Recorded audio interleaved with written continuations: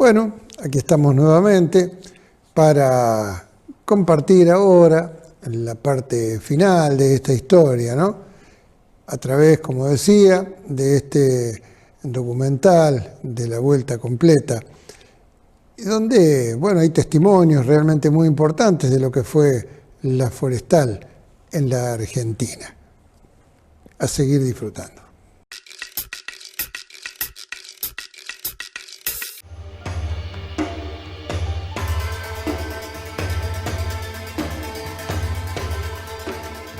Siguiendo la ruta de los pueblos forestales, llegamos a Villa Ana, fundado en 1902, en la misma época en que las vías del ferrocarril comenzaban a surcar el norte de Santa Fe. También en Villa Ana, la forestal instaló una fábrica para explotar el tanino que funcionó hasta 1957 y de la que aún quedan restos. Y también aquí vive don Romero, un ex trabajador de la forestal que vivió el fin de esa época. Mi profesión era hombreador de tanino. Sí. ¿En qué consiste ser hombreador de tanino? Y el tanino es una bolsa de 50 kilos, duro. Y eso hay que sacar del depósito y cargar en el camión, o sea, en los vagones ferrocarril. ¿Cuántas horas por día cargaban bolsas de tanino? 425 bolsas cada uno para las 8 horas. Y cuando había más, sacábamos hasta dos tareas. Según pero había que darle, porque es bravo, 50 kilos, y después hay que saber manejar la bolsa, si no, no va a alzar tampoco en el hombro. Y se cargaba con un tablón así, hacia el vagón, con la bolsa en el hombro, corriendo. ¿Usted estuvo o conoció una especie de combate que hubo? No, a mí me contó mi papá ya eso, porque eso era antes que yo nazca. Él me contaba del año 1919, que era el combate ese. Y los obreros pararon acá y hicieron huelga. Acá en Villa Ana. Sí, dice él, me contaba. Y fueron a más o menos una legua acá. Había un monte, una picada. Esa le llamaban la picada combate. Después de eso, Entonces los obreros se atrincheraron ahí, dicen. Y la forestal trajo, no sé cuánto, como 300 soldados, decían, gendarme. Pero dije que eran los que estaban perpetuos, que estaban los presos, esos asesinos que estaban en las cárceles, traía. Y eso iban a combatir allá contra los obreros. Y después vino Perón para la pacificación de los obreros, vino y le habló acá a los obreros y ahí consiguieron por lo visto que la forestal aflojó, le vamos a decir, porque dio las 8 horas, ellos pedían, antes trabajaban 12 horas, dicen. ¿Cómo se fueron los dueños de la forestal? ¿Les avisaron? No, acá. ¿Cómo fue la partida? Acá te llamaba y te tiraba el sobre y listo, está indemnizado. Sí, hay veces que a los mayordomos generales que andaban acá, 1 o 2 le conocíamos, el resto no trataba nunca con nosotros, con los obreros, nada. ¿Los años en que trabajó en la forestal fueron buenos años de trabajo? Sí, eso sí. Tenían cosas muy buenas, de asunto de ropa, lo que sea. Y el pago era efectivo. Al mirar esto todo abandonado, yo que tengo como un dolor, así como que parecía que nunca se iba a destruir esto, porque era una hermosa fábrica y muchos obreros.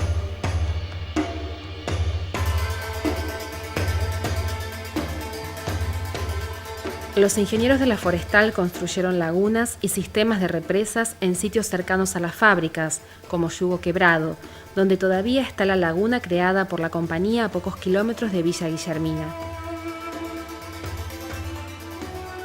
Esta es la represa que hizo la forestal para la toma de agua que llevaba a través de las cañerías para el proceso del tanino, es decir, agua dulce. Pero hoy actualmente se lo usa como balneario, como lugar de distracción y demás. Esto es propiedad de la comuna. ¿Y de dónde viene el nombre Yugo Quebrado? El yugo quebrado, según cuentan la gente de la época, se lo puso ese nombre porque en épocas de mucha lluvia, de pantano, es decir, cuando los carros, los cachapé que traían los rollizos, quebraban los yugos en esta zona, por eso se lo puso el nombre de yugo quebrado. 5 kilómetros tenemos de acá hasta el pueblo, pero no nos olvidemos de que la madera se sacaba de mucho más kilómetros adentro, es decir, que era largo el camino para llegar hasta la fábrica. Como ocurre con muchas poblaciones del norte santafesino, el origen de Villa Guillermina está ligado a la explotación del quebracho colorado. La fábrica comenzó a funcionar en 1903 y el cierre y el fin de una época se produjo en 1952. Ramal Ibarra, kilómetro 80. Ahí trabajaba mi padre, con la forestal. ¿Era hachero? No, él era ¿cómo es? Era distribuidor de bueyes, de los animales que tiraban la materia prima del monte hacia la playa para posteriormente ser trasladado a los vagones que traían acá a Guillermina, en los trenes. Así que usted conoció la vida de los obrajes de chico. Sí, conocí. ¿Y cómo la recuerda?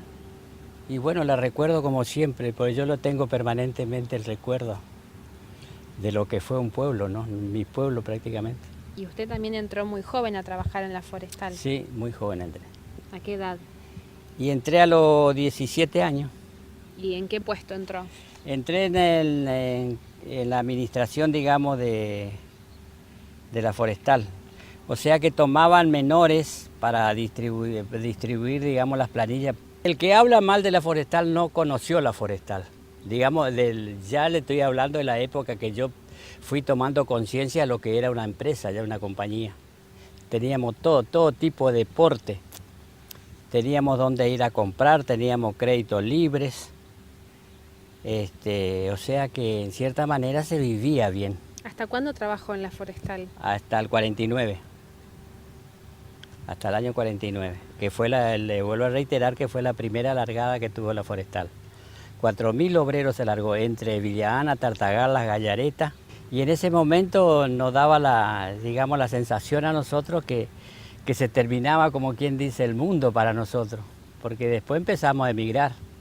¿Usted recuerda si hubo, los cambios que implicó las leyes laborales del peronismo?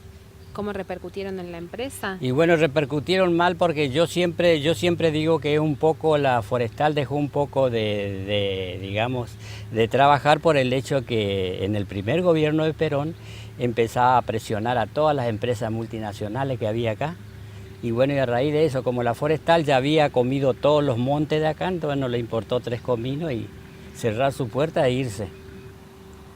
Pero yo, de acuerdo a lo que ya tenía uso de razón, yo me di cuenta que no le vino bien las leyes nuevas que venían, ¿no?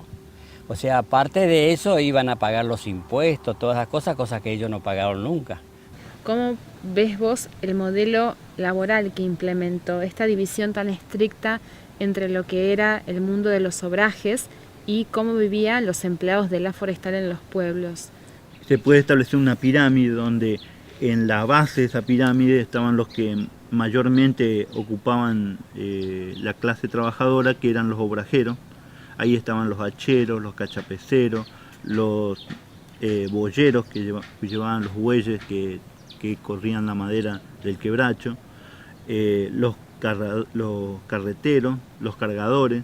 Toda esa masa de gente que era la más numerosa estaba en la base de la pirámide estratificada de los trabajadores.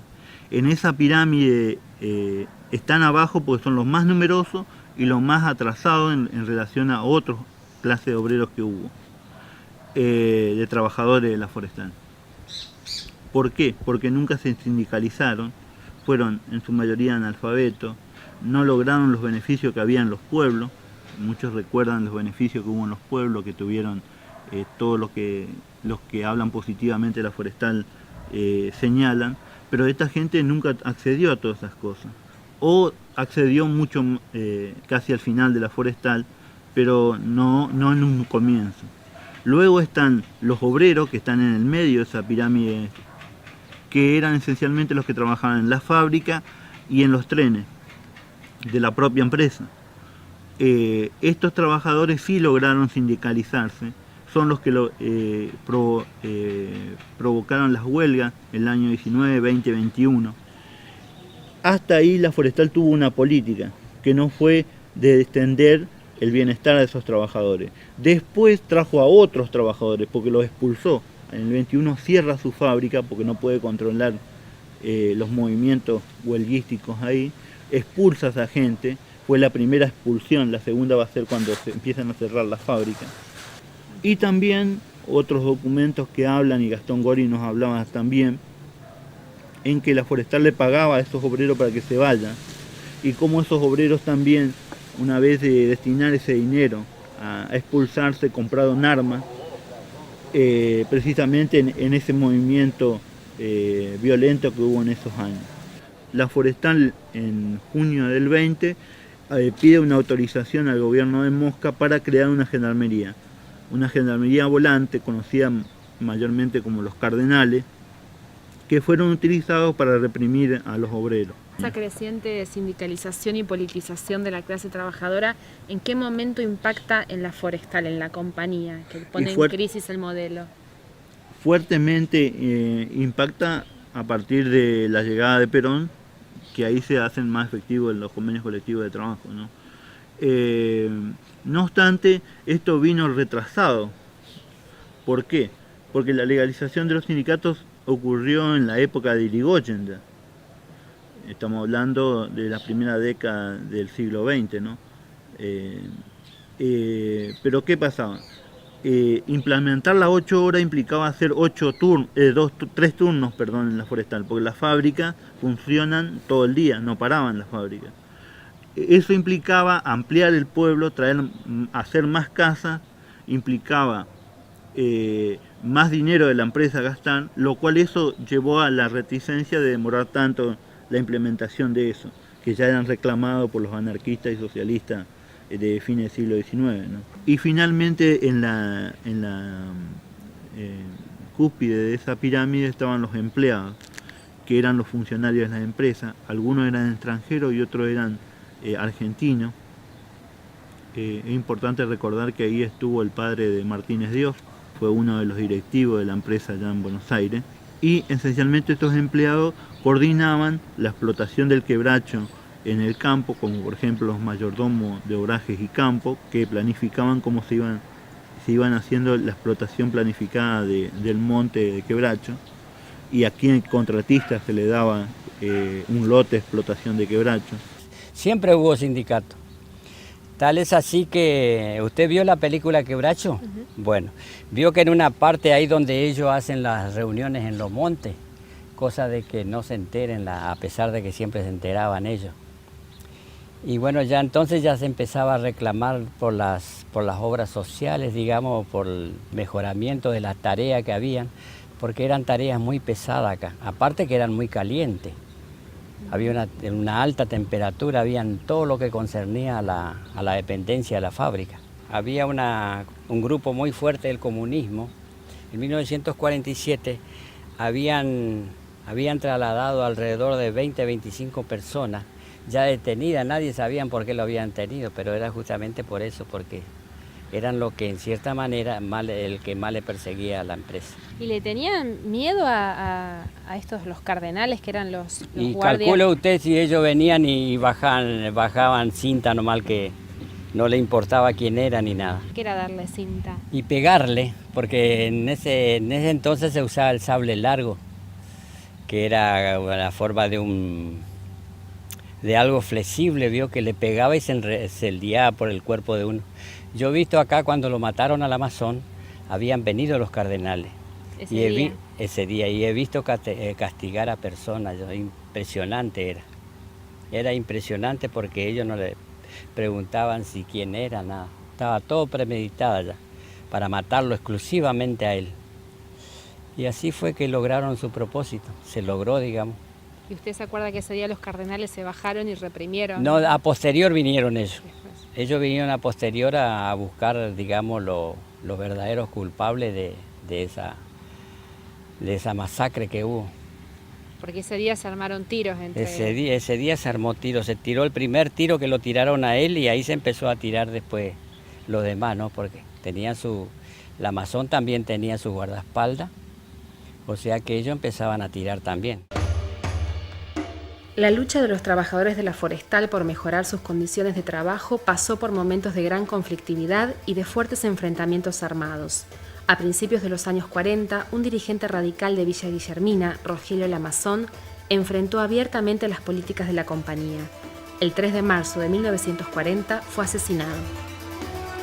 Un personaje, un ícono de la lucha obrera en contra de los excesos o abusos que hacía la forestal. Él ya era un militante radical, pero en ese momento, cuando se produce su muerte, que fue el 3 de marzo de 1940, un día de elecciones, porque contaba la hija que ella recuerda que el día anterior, a la noche, o sea el 2 de marzo de 1940, su papá frente a la radio escuchando el mensaje presidencial anunciando que se terminaba el fraude patriótico y la votación que era en esa época era fraudulenta, sino que se iba a hacer unas elecciones limpias.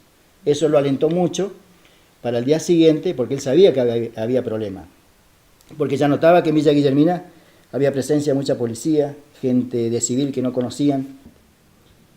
Ese día, cuando amanece el día 3 de marzo de 1940, salen a esperar donde venían los trenes y los ramales, y dice que a las 10:15 más o menos vuelve a la casa y le dice a la mujer que ponga un poquito más de gaseosa en la heladera, que haga más comida, porque había unos correligionarios de Reconquista que venían y iban a venir a comer a la casa. Y dice, recuerda a Delia que es la última vez que vio con vida a su padre. Porque a los 15 minutos, 10:30 más o menos, siente un disparo y después una balacera tremenda que se armó y ahí lo mataron al padre.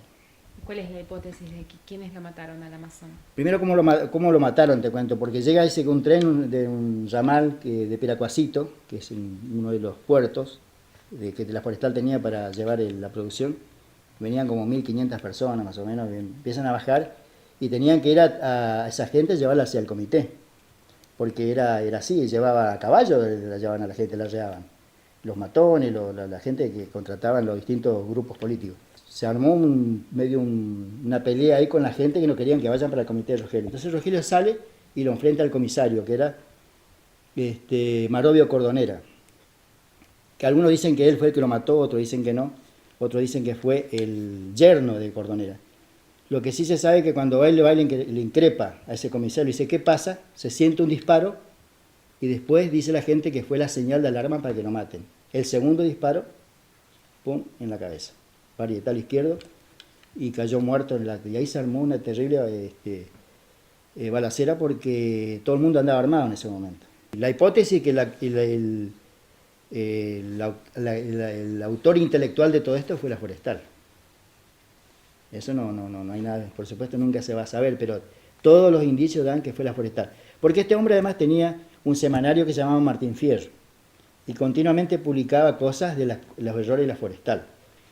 Hasta había conseguido una vez que con un juez entrara a la forestal para ver las denuncias que le hacía que eran ciertas, como por ejemplo en la serrinera, que eso también mi papá me contaba que era cierto, que se producía una serrín que eso hacía que los obreros lo inhalen y morían de tuberculosis. Había mucha mortandad por ese tema. Y tantas otras como en la caldera, donde se trabajaba sin ningún tipo de protección. Esto, por supuesto, era un aguijón para la forestal. Y eso... Contaba también la hija de Rogelio, que ella recuerda 8 atentados que tuvo el padre. La muerte de Rogelio Lamazón es un testimonio de las luchas democráticas que levantaron los hombres del norte santafesino que defendieron los derechos de los trabajadores. Una historia que merece ser rescatada.